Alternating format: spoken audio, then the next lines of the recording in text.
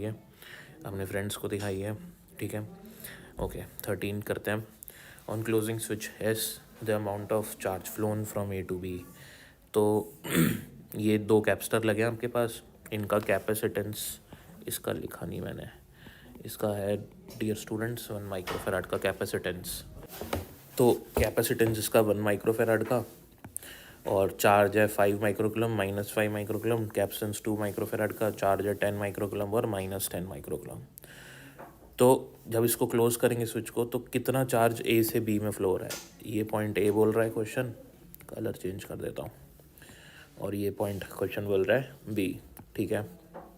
Okay तो switch close करने पे क्या होगा, पहले तो ये समझो, स्विच क्लोज करने पे क्या होगा, चार्ज का फ्लो होता है बिल्कुल होता है।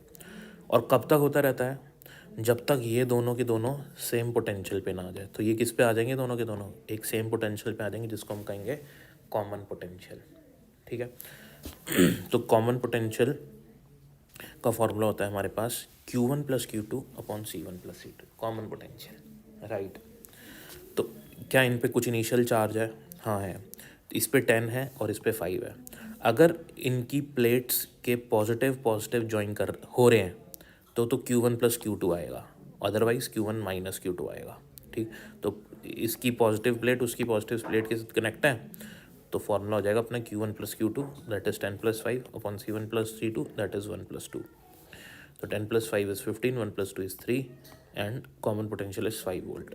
अब आफ्टर ये स्विच को क्लोज कर दूँ मैं, ये स्विच क्लोज कर दिया, अब क्या हो गया, अब इन पे चार्ज की डिस्ट्रीब्यूशन अकॉर्डिंग टू वोल्टेज होगी। वोल्टेज दोनों 5 वोल्ट पे है, तो अगर ये 5 वोल्ट पे है, अगर ये 5 वोल्ट पे, तो इस पर चार्ज कितना होगा, 5 × 2 10, तो इस पर तो 10 ही रहा चार्ज।